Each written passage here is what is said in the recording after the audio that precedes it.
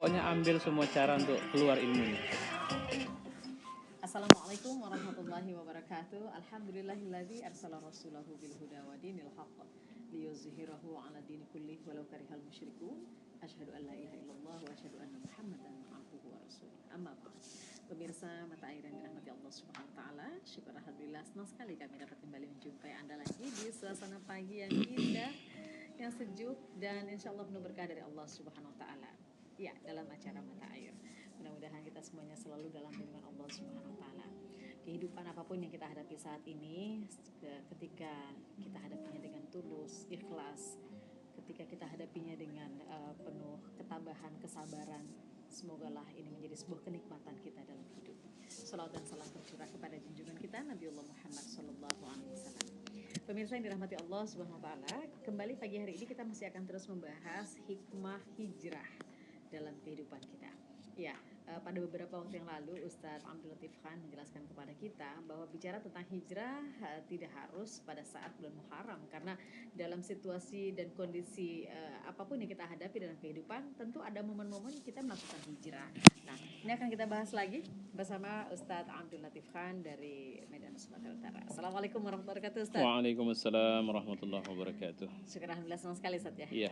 Kita bertemu kembali di pagi hari ini Ustadz. Terutama saya sangat senang sekali ketika Ustadz menguraikan berbagai macam hal tentang sejarah hijrah ini ya.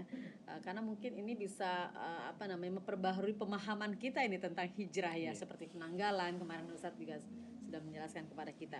Nah, kemarin ada hal yang Ustadz singgung tentang hijrah dalam kaitannya dengan historisnya, kemudian dengan akidah. Ya, pendekatan akidah. Dan kemarin Ustadz menyinggung pendekatan fikih dakwah. Nah, ini belum sempat kemarin ya. Nah, mungkin bisa dilanjutkan Ustadz, silakan. Baik, bismillahirrahmanirrahim. Ketika kita berbicara tentang hijrah, maka saya bilang tidak bisa tidak pulang kepada generasi pertama yang melakukannya. Karena dia menjadi muntolak atau titik acuan bagi generasi selanjutnya, termasuk juga kita ketika kita akan menerapkan ilmu hijrah ini. Ya, karena saya bilang ilmu karena dia diajarkan kepada kita. Al-Quran juga tidak sekali dua menyebut-nyebut hijrah ini. Dia sebagai satu panduan dan selalu mendampingkan dengan iman. Amanu hajaru alladzina yuhajiru fi sabilillah bi amwalihim wa anfusihim. Fi sabilillah bi amwalihim wa anfusihim. Artinya ada yang bergerak, ada yang dilakukan. Dan tentu saja tidak mungkin seorang berjihad atau berhijrah kecuali ada landasan keimanan. Dan tidak bisa dibadal, artinya wa anfus dengan diri kita ya. Ya, nah betul. Tidak bisa diwakili. Iya, jadi event hijrah sebenarnya harus menjadi event yang para duat secara khusus, para aktivis dakwah, luar kepala harus bisa memahami sejarah ini. Jadi kalau mereka tidak bisa memahami sejarah ini, maka yang akan terjadi adalah angan-angan mereka untuk mengira bahwa yang mereka lakukan adalah kebenaran, padahal mereka sebenarnya bisa jadi melenceng dari kebenaran. Ya, jadi kenapa? Karena hijrah ini adalah titik kritis dalam dakwah. Kenapa saya bilang titik kritis? Karena sebab dalam melakukannya, Nabi itu sudah sampai pada tingkat kalau bahasa kita mentok untuk melakukan dakwah di Mekah. Dia pernah coba lakukan ke Taif, malah jauh lebih parah. Jadi perlawanan negara atau perlawanan kampung terjadi terhadap Nabi. Di mana orang-orang yang didatangi malah berbalik menyerang dia, bahkan tidak hanya mereka tapi menyertakan anak-anak mereka. Tidak hanya dengan cacian makian, tapi kemudian melempari Nabi dengan batu. Bahkan bukan tidak mungkin kalau Nabi bertahan, mereka mungkin akan sampai pada tingkat membunuh Nabi SAW. Ya, jadi semua elemen dakwah, semua aktivis dakwah, semua orang-orang yang terlibat dalam gerakan dakwah, bahkan umat ini harus menyadari, sama seperti di Indonesia. Saya pikir kalau dari sisi kultural, kita tengah mengalami atau dipaksa bergeser dari pernah dan sedang memiliki budaya Islam menjadi budaya yang dicabut dari akar atau asas spiritualitas kita, yaitu Islam. Dan ini juga masalah. Bagaimana bisa kita keluar dari fitnah yang luar biasa ini? Fitnah yang mensandera kita untuk tidak pernah lagi bisa baca Quran. Jadi kalau coba lihat presentasi survei temuan bahwa sekian persen remaja Islam tidak bisa baca Quran, sekian persen mahasiswa. Saya bayangin bukan persen itu. Tapi kalau 10 tahun lagi mereka bertahan dengan ketidakmampuan itu, maka kita bisa bayangin akan ada lebih dari 50% pemimpin Indonesia yang tidak lagi tahu Quran. Padahal mereka Muslim. Coba pahami, apakah itu masalah? Ya, besar. kalau itu masalah. Apakah masalah itu atas unsur memang karena sebab kita lemah saja, atau memang ada organisasi, yang saya maksud organisasi bukan dalam makna sesungguhnya, tapi ada sekelompok orang yang mereka itu memang mengkondisikan kita untuk tidak bisa baca Quran? Kelihatannya ada. Kalau begitu, adakah kita melawan konspirasi mereka? Itu yang jadi masalah. Kita tidak melawan sungguh-sungguh. Nah, jadi sementara kita menikmati konflik demi konflik yang dimunculkan orang. Ya, kayak di masyarakat sekarang tren isu Syiah, isu Wahabi dan sebagainya. Yang harus kita lakukan adalah penjelasan utuh dan menyeluruh tentang itu semua sehingga masyarakat bisa memberikan pemahaman atau tindakan mereka ketika mereka berhadapan dengan orang Syiah misalnya atau dengan yang disebut Wahabi dan sebagainya. Ya. Jadi titik lemahnya juga dijauhkannya para alim ulama dari masyarakat. Yang dimunculkan adalah aksesoris-aksesoris atau istilahnya lampu hias kalau saya bilang. Para alim kita atau para asatizah kita banyak yang kelasnya kelas lampu hias. Cantik dipandang tapi tidak bermanfaat untuk sebagai penerangan. Dia cuma untuk sedap-sedap mata saja. Kerlip. Padahal yang dibutuhkan adalah lampu pancar. Yang walaupun dia satu tapi dia bisa menghilangkan kegelapan di semua tempat gitu. Nah, sekarang itu tidak. Lampu hias malah membuat kegelapan semakin eksotik. Kegelapan semakin romantik. Nah, kegelapan jadi bukan menghilangkan kegelapan, tapi malah membuat kegelapan itu eksis, indah dan sebagainya. Membuat orang nyaman. Iya. Jadi ketika kita bicara fikih dakwah dalam perspektif hijrah, kita harus bisa melihat. Tadi saya bilang akidah kemarin dalam episode kemarin, ketika kita bicara akidah no chosen. Artinya konsekuensi logisnya adalah apapun karena ini sudah perintah Allah saya harus ikutin. Ketika kita bicara dengan kenapa saya bilang fikih dakwah dulu? Ya, fikih dakwah artinya adalah aturan-aturan atau hukum yang atau anutan nilai-nilai yang memang harus kita terima, kita percayai bahwa memang beginilah seharusnya berdakwah gitu. Karena target dakwah itu kan kita mengajak. Ya, target dakwah itu broadcast. Ya, jadi ketika sama seperti kita nge-broadcast sosial media lah. Ketika kita nge-broadcast sosial media, kelas orang menerima broadcast itu macam-macam. Ada keras langsung masuk dalam daftar spam atau langsung masuk dalam recycle bin, ada yang langsung dia baca tapi pakai pending baca sehingga terjadi penumpukan, ada yang memang dia membaca betul apa yang dia dapatkan dari hasil broadcast itu dan dia berterima kasih karena terus mendapat pencerahan. Walaupun tingkat nomor 1, nomor 2 itu jauh lebih banyak orangnya. Ya, kenapa dia menganggap ini spam atau sampah? Sehingga walaupun tidak baca dia akan rubah settingnya menjadi sudah dibaca. Padahal dia ngebaca sekalipun enggak.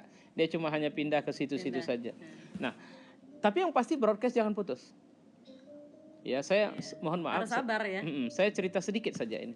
Ada satu kisah yang saya baca menarik tentang seorang perempuan yang dia kerja di satu pabrik. Kelas dia juga punya jabatan lah gitu. Jadi satu hari dia terlambat karena dia harus ngecek mesin atau kulkas besar atau pendingin lah, ruangan pendingin tempat daging disimpan. Tapi dia masuk last minute. Dia masuk di menit-menit terakhir.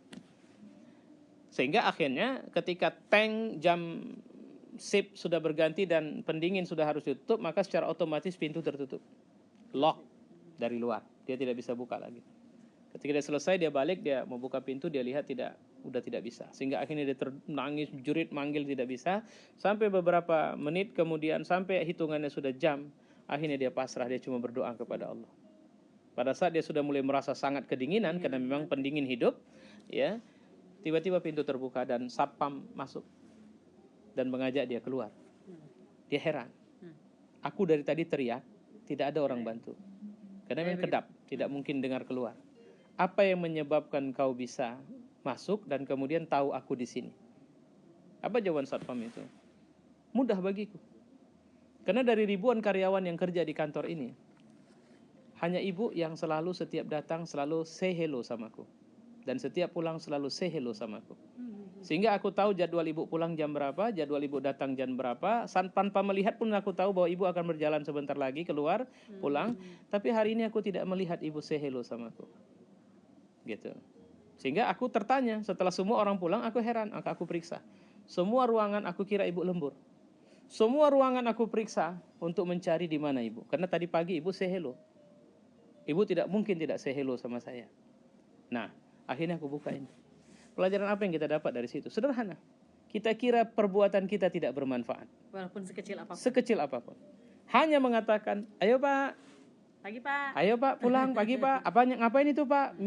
Celoteh kita itu dia akan catat dalam memori dia sebagai hal yang daily activity. Ini adalah perbuatan harianku, di mana setiap hari aku duduk di pos satpam, maka aku menunggu semua orang masuk dan keluar. Tapi ada satu yang unik, setiap jam sekian akan ada orang yang mengatakan selamat pagi Pak, udah sarapan. Dan setiap jam sekian pada sore hari akan ada orang yang pasti tanpa aku tengok dia akan juga sapa aku, selamat sore Pak, yuk pulang, yuk, dan sebagainya. Tapi hari ini aku kehilangan kebiasaan itu. Ya, coba bayangkan kalau seorang yang selama ini mungkin diajak berdakwah sampai ngamuk, dia nggak mau didakwahi, tapi satu hari orang yang mengajak itu cuma duduk terdiam di sampingnya, pasti dia akan tanda tanya, kenapa hari ini kau diam, ada masalah apa? Mungkin itu titik masuk dakwah, tapi bangunkan dulu kebiasaannya. Ya, jadi kalau kebiasaannya sudah terbangun, walaupun kebiasaan kita itu adalah kebiasaan yang tidak digubrisnya sama sekali, tapi otaknya sudah menerima, pasti ada ini setiap saat. Jadi ini juga bisa kita kaitkan dengan pendidikan ke anak-anak. Biasa kita cerewet, ayo bangun, ayo sholat. Oh iya, dia tertanya-tanya. Suatu hari kita adalah coba kita diamkan. Mereka ini enggak ya? Jadi ya di rumah juga begitu, kebiasaan subuh berjamaah. Satu hari mereka tidak bisa berjamaah karena bangunnya terlambat. Tanya sama uminya, kenapa? Buya kemana Mi? Ada tuh. Kenapa tidak? Ya Buya sakit. Lagi tadi pun agak lambat bangun. Ya, kenapa? Karena sebab biasanya saya yang tukang bangunkan. Setiap apa? Karena uminya mau sekian kali bangunkan itu enggak dengar. Masih begitu bangunkan uminya tarik selimut, tapi begitu saya ayo, gitu, maka mereka serentak bangun. Tapi hari ini mereka tertanya, kenapa suara Buya enggak ada? Kenapa? Daily activity. Kalau di rumah gitu. Saya itu. Mama kok hari ini enggak bangunin ya. Jadi artinya itu dia. Nah, inilah yang harus dipahami bahwa ada satu peristiwa yang tidak daily activity. Ini peristiwa kritis. Peristiwa yang kalau kita pasrah, kita gagal. Kalau kita ngotot, kita gagal. Tapi peristiwa yang kemudian kita harus cerdik, mensiasati. Sesuatu yang mungkin secara rasional sudah tidak mungkin. Karena rasanya sudah tidak mungkin. Nabi rumahnya di pagar betis kok. Kenapa bisa keluar? Nah, di titik inilah kualitas keimanan sangat-sangat menentukan seorang untuk bisa berjalan atau tidak. Apa yang terjadi pada Nabi adalah peristiwa-peristiwa besar, la khaufun alaihim wala hum yahzanun. Jangan takut, jangan cemas. Ya. Kenapa? Karena persoalannya Allah memberi, Allahu waliyul ladzina amanu. Allah adalah orang yang Allah adalah zat yang telah menjadi wali bagi orang-orang beriman. Perwalian yang dimaksud adalah memberikan difa, pembelaan, memberikan segala hal yang dibutuhkan oleh kita. Dan Allah tidak akan biarkan walinya atau orang yang menolong agamanya itu kemudian dalam posisi menderita, terzalimi dan sebagainya. Ustadz, faktanya terzalimi. Banyak orang-orang lihat di dunia, dalam eskalasi dunia, mereka terzalimi. Jangan lupa, terkadang Allah meminjam peran hidup mereka untuk menjadi contoh bagi generasi selanjutnya. Bahwa jangan takut, lihatlah, bahwa lihat ada orang soleh ini mereka terzalimi sepanjang hidupnya dan mati di penjara. Tapi yang menzalimi juga mati. Dan ingatlah bahwa dia, kenapa dia rela dizalimi atau rela dalam kondisi penyiksaan itu? Karena dia percaya aku Tuhan. Dan kalian harus tahu, walaupun aku biarkan, aku Tuhan di akhirat. Dan di akhirat aku akan memberikan jawaban atas semua itu. Dan banyak ayat-ayat dalam Al-Quran ini menjelaskan tentang orang-orang terdahulu. Maksudnya adalah sebagai apa yang dicontohkan oleh Allah Subhanahu Wa Taala gitu ya. Figur-figur yang betul. Jadi figur yang tegar, figur yang sungguh-sungguh, figur yang punya jiwa tadhiyah gitu ya. Kalau kita belajar dari hijrah tadi punya pengorbanan. Figur yang rasanya tidak rasional dia masih mengerjakan pekerjaan itu. Coba bayangkan Asma yang katanya hamil berat untuk kemudian naik ke Jabal Sur. Ya, coba bayangkan Jabal Sur bagi kita nggak kebayang itu. Bagaimana saya saja nggak pernah saya seumur-umur nggak kelasnya. Tapi dia dalam kondisi hamil dia berangkat. Kenapa? Ketaatannya kepada Allah dan Rasulnya. Dan kekuatan itu menimbulkan kekuatan fisik ya. Betul. Penambahan kalau istilah kita tenaga dalam. Tenaga dalam. Ya, istilah tenaga dalam artinya memang selama ini dia, kalau ditanya normal nggak bisa. Tapi karena ada motivasi tertentu lantas dia. Contoh saya cerita, saya alhamdulillah dikasih izin Allah untuk mengislamkan 2 orang itu. Sampai rumah saya sebenarnya sudah lelah sekali. Saya sudah geletakkan badan. Nah, sampai kemudian istri saya bilang, "Jadi Bang, jadi." Kenapa? Karena yang saya bayangkan 2 unta hitam bakal dapat, unta merah yang berat, yang besar. Iya. Kan Itu hidayah motivasi itu. motivasi. Akhirnya saya nyetir mobil itu pun sebenarnya sudah ngantuk luar biasa karena kelelahan 1 harian berjalan, tapi apa yang membuat tenaga jauh. Nah begitu nyampe nggak nampak ngantuknya, nggak nampak ngantuk, yang nampak apa, semangat menjelaskan ini menjelaskan itu dan sebagainya. Kenapa? Karena yang mau kita cari adalah sesuatu yang dari Allah dan itu bersifat kekal abadi gitu. Nah jadi perspektif fikih dakwah ini harus kita lihat dari persiapan i'dad. Iya. Hijrah itu apa, Iya. ya, apa yang disiapkan Nabi ketika berangkat hijrah, dan kemudian siapa lakon utama dalam hijrah ini. Iya. Bagaimana penyelamatan, agenda besar penyelamatan Nabi harus sampai di Madinah itu disampaikan bagaimana. Jangan lupa sebenarnya rencana kedatangan Juklak Juknis itu sudah dikirim ke Madinah. Kenapa? Karena orang Madinah sudah tahu Nabi bakal hijrah. Pasti Mereka sudah ada siap, kabar di luar. Artinya mereka siap Ya, ketika bahwa Rasulullah Nabi datang. menyusul kita. Dan kemudian coba bayangkan yang sering kali sejarah mengabaikan catatan ini adalah, dan sampai sekarang kita juga tidak tahu, bahwa ketika Nabi hijrah dari Mekah menuju Madinah, itu infonya sudah sampai ke Madinah. Siapa yang bawa info? Bahwa Nabi akan datang, Nabi sudah bergerak dari Mekah itu tanggal sekian, nanti kira-kira seminggu Nabi akan di sini, harusnya 3 hari tapi seminggu. Mari, nah cuma karena tidak pastinya waktu, mereka setiap hari datang menunggu. Tapi kenapa mereka menunggu di batas kota Madinah? Karena mereka tahu Nabi sudah bergerak. Coba Tapi bayangkan. sudah ada utusan yang duluan datang ke sana. Itu dia. Jadi juga sebuah strategi kan ya. Strategi artinya di sana siapkan. Disiapkan. Bahwa Madinah akan dikosongkan dari Nabi. Wallah, masya Allah. Yang pindah itu Nabi loh, utusan Allah. Bayangkan kalau begitu penyambutan yang mereka lakukan, harap-harap cemas. Bahkan uniknya ada orang yang sudah menerima Islam tapi belum pernah nengok muka Nabi. Artinya apa? Mereka orang Madinah. Mereka tidak pernah jumpa Nabi. Sehingga mereka yang paling antusias menunggu di tepi kota Madinah. Mereka tunggu, kenapa? Karena sang idola, sang pemimpin, orang yang selama ini mereka tahu darinya lah ajaran Islam itu datang, itu sedang bergerak menuju Madinah dan akan menjadi warga mereka di Madinah. Tentu penantian yang paling paling mendebarkan bagi mereka. Ya. Ustaz, pemilihan tempat dari tempat satu ke tempat yang lain ini kan juga menjadi sebuah pertimbangan bagaimana tempat ini menjanjikan lebih baik atau tidak dalam kehidupan gitu. Nah, dari Mekah ke Madinah sebelum utusan Nabi datang itu mereka apa sih ininya? Apa namanya? Jadi akidahnya? Awalnya kalau akidah sama dengan orang Mekah. Sama. Bahwa mereka dulunya adalah musyrik. Iya. Ya, mereka menyembah berhala, tapi mereka orangnya jauh lebih cool ya. Lebih cool karena mereka kondisi daerahnya juga berbeda dengan Mekah. Oh iya, jadi pengaruh daerah itu pengaruh sangat daerah berbeda dan ya. pekerjaan. Mereka petani. Kan mereka. Kalau Madinah buruh dan pedagang, kan begitu. Jadi orang Mekah ya, buruh dan pedagang karena keras dan dinamis. Iya, dinamis. Kalau Mekah lebih heterogen, mereka lebih homogen. Di sana hanya ada 2 suku besar, Aus sama Khazraj. Ya, 2 suku ini pun semula saling bertengkar satu sama lain. Sampai kemudian ketika mereka memeluk Islam, mereka menyatu menjadi 2 saudara yang tidak lagi mengukur persaudaraan dari suku, tapi lebih kepada nasab akidah, dalam hal ini tauhid yang diajarkan Nabi sallallahu alaihi wasallam. Ini kan menjadi titik pertimbangan kita ketika kita ini tempat saya situasi dan kondisinya sudah tidak memungkinkan untuk tumbuh kembangnya spiritualitas, akidah, akhlak dan lain sebagainya. Lalu pindah ke suatu tempat yang memang harus menjadi. Saya pernah pindah rumah begitu. Istri saya tidak mau. Ketika dibuat survei, polling ya, polling lah. Satu-satu anak saya tanya, nama anak-anak waktu pindah itu masih kecil-kecil. Jadi nggak bisa tanya. Yang saya tanya istri saya, dia tidak mau, sangat tidak mau. Kenapa? Tempatnya nggak cocok rasanya. Tapi saya memutuskan tidak, kita harus di situ.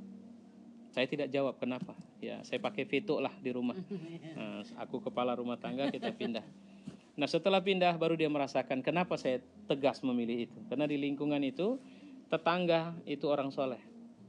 Jadi kalau anak-anak bermain kelihatannya akan lebih banyak ke dia dan kita tidak mendapat pendidikan yang salah kalau nanti anak-anak bermain ke situ.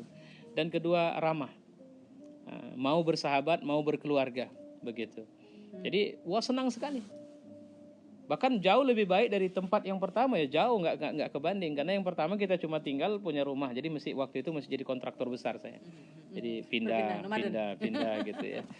Ini sangat beda dengan kisah seorang tokoh nih. Kalau saya sebutkan pasti tahu, Bang Din ya. Bang Din Syamsuddin ini pernah bercerita kepada kita, dia pindah ke satu tempat di mana sebelah kanannya Nasrani, sebelah kirinya Nasrani, sebelah kirinya depannya Cina. Jadi apa yang dia tidak pernah membayangkan gitu bahwa saya akan pindah ke situasi yang saya tidak pernah membayangkan akan hidup di tengah lingkungan orang-orang yang sangat berbeda gitu kan, secara akidah dan lain sebagainya gitu kan. Tapi kemudian diambil hikmahnya, oh saya belajar bertoleransi, oh saya belajar pandangan mereka terhadap kehidupan itu seperti apa. Artinya kalau kita melihat segala sesuatu dengan hikmah selalu ketemu ya Ustaz. Benar ya, kita harus bisa mensiasat. Makanya seorang duat ketika dia berdakwah harus ma'rifatul maidan, mengenal medan. Ya. Saya kalau ceramah secara monolog dalam acara peringatan, orang bilang style saya, aksentuasi saya kayak Zainuddin MZ kata orang. Saya bilang, alhamdulillah kalau cuma aksentuasi, asal jangan isi ceramah. Karena kalau isi ceramah namanya duplikasi, gitu. Tapi kalau saya ceramah di depan orang dengan intelektual tinggi, saya akan seperti seorang dosen yang mengajarkan materi. Dan tidak ada sedikit pun aksentuasi yang terkait dengan seorang orator yang bicara. Tapi lebih bahkan ketika saya mengisi mata air, Mbak Evi mungkin selama ini Mbak Evi kenal saya ya ini, gitu kan. Saya bisa bincang, dialog, apa semua, menyambut apa semua. Lebih kenapa? Karena saya mengkondisikan pemahaman lingkungan, pemahaman lokasi. Nah, walaupun tentu saja ini bukan optimal, masih banyak kekurangan yang harusnya. Tapi ini pelajaran dari setiap agenda dakwah harus ada upaya para duat memahami peta lingkungan dia medannya itu. Dan ini terkait dengan ketika berdakwah kan ada dai dan ada mad'u ya. Nah, mad'unya juga kan kita harus paham ya Ustaz ya. Mad'u seluruh manusia. Kafir muslim itu mad'u dalam dakwah. Bang Din tadi kalau dia begitu ya dia dikasih Allah tunjukin Islam sama mereka. Kan kira-kira gitu. Nah, kita nggak perlu pakai konsep ramuan bersama, konsep Islam, kasih tahu sama mereka ini loh toleransi. Apa sulitnya? Ya, akhirnya orang yang tidak muslim saya tidak pernah menyangka ternyata bertetangga dengan seorang muslim itu demikian menyejukkan. Orang Amerika tidak bicara toharoh yang paling tinggi, tapi bagaimana interaksi mereka dengan orang-orang yang selama ini fobia, anti terhadap Islam. Nah, mereka bisa menampilkan Islam yang ramah kepada mereka. Dan dakwah bilhal ini lebih kena ya. Baik Ustaz, nanti kita lanjutkan kembali dialog kita. Sayang sekali untuk pagi hari ini kita dibatasi oleh waktu. Insyaallah besok pada waktu yang sama kami akan kembali hadir dalam acara Mata Air. Mudah-mudahan yang sedikit ini bisa membawa manfaat untuk kita semuanya. Billahi taufiq wal hidayah. Assalamualaikum warahmatullahi wabarakatuh. Waalaikumsalam warahmatullahi wabarakatuh.